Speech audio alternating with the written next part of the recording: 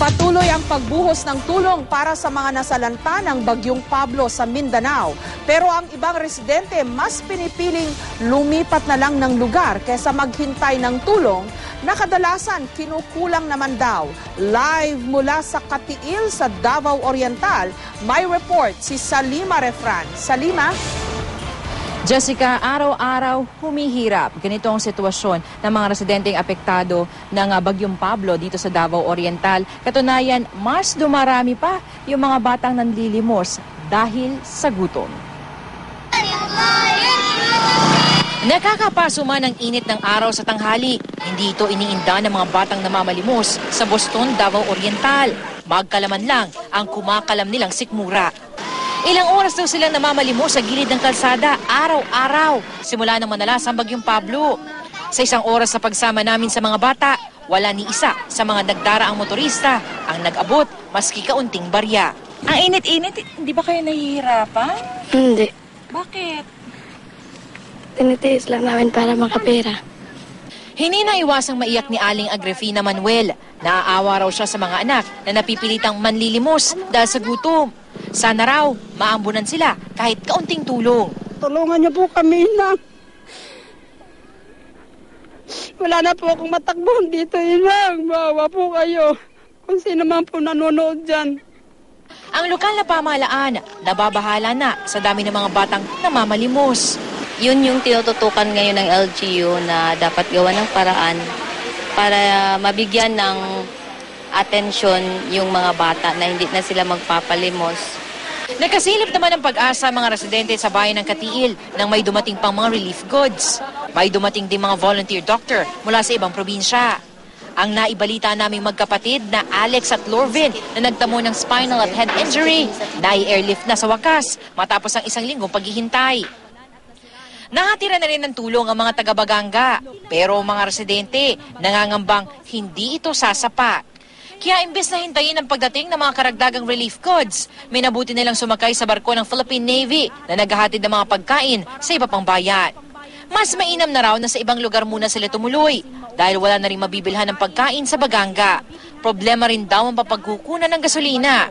Kay murag pait pa rin din ron na makita sa mga siguro ipang safety sa mga pamilya. Bali, yung schedule namin, pinapaalam namin sa kanila for dissemination sa mga barangay, sa mga purok, para lahat ng mga gustong sumakay ay makaka-avail kung gusto nilang pumunta ng Mati. Patuloy naman ang pagbuhos ng tulong para sa mga nasalanta ng Bagyong Pablo. Kanina, nag-donate ng 10 milyong piso ang Federation of Filipino-Chinese Chamber of Commerce and Industry sa DILG na gagamitin sa pagbili ng karagdagang pagkain, gamot at damit. Nag-pledge din ng $500,000 o mahigit 22 million pesos ang pamahalaan ng United Kingdom. Ang ilang empleyado ng Coronadal City Hall nangangalap na rin ng tulong sa iba't ibang barangay. Ang truck na ito umiikot sa lugar para mangolekta ng mga donasyon. Wala man ko pariente, pero sa sitwasyon, kita naman amo ng sitwasyon. Bisan sa gamay lang bulig, sa mga goods na lang wala anyos man, makabulig man ta sa ila. Umapela naman si Pangulong Noynoy Aquino sa mga pribadong organisasyon na makiisa sa pagbibigay ng tulong sa mga biktima ng bagyo. If you can extend any amount of help to those who have been affected, it would mean so much more. It is about more than money. It is about more than sharing resources. It is about showing the Filipino people that they are not alone during this time of great pain.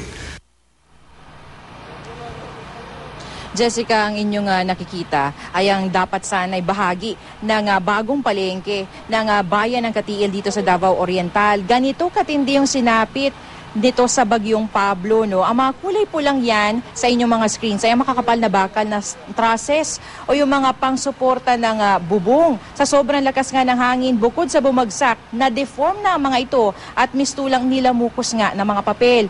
Kung ganito na nga nangyari sa strukturang ito, wala talagang panama sa Bagyong Pablo ang mga bahay ng mga taga rito. Kaya dasal ng mga residente, malampasan sana nila ang unos na ito. Jessica? Salima, dun nga sa mga aerial video natin at yung mga ipinakita mong previous video ng Katiil at Baganga at ilang pang bahagi ng Davao Oriental. Kasi nga nakaharap sa dagat ito at silang unang sinalpok ng pagkalakas-lakas na hangin ni Pablo.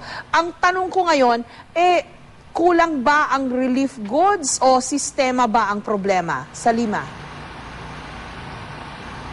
Just kasi nakikita natin ngayon, kasi tuloy-tuloy na yung pagdating ng mga relief goods, no? Mukhang dun sa sistema nagkakaproblema. Kasi nga parang ang sinasabi ng ilang residente na nakausap natin, no? May mga ilang, kumbaga, parts ng chain na nagkakaproblema kung saan hindi nga daw naiaabot sa kanila agad itong mga relief goods. So yun siguro yung kailangang ayusin ng lokal na pamahalaan. Saan nagkakaproblema, saan bumabagal, o saan nagkakaroon ng issue, sabi nga ng mga residente. Kasi ang fears nila, baka raw meron daw iba na nakakakuha ng mas marami o kumbaga inananamantala doon na nga sa kanilang sitwasyon. Jessica? So hanggang ngayon, survival mode pa rin ang karamihan dyan. Hindi pa nila naiisip kung paano, how to rebuild their homes and their lives. Dahil ordinaryong basic needs lang, mga pagkain lang, wala. Gasolina, sabi nga nung na-interview mo kanina.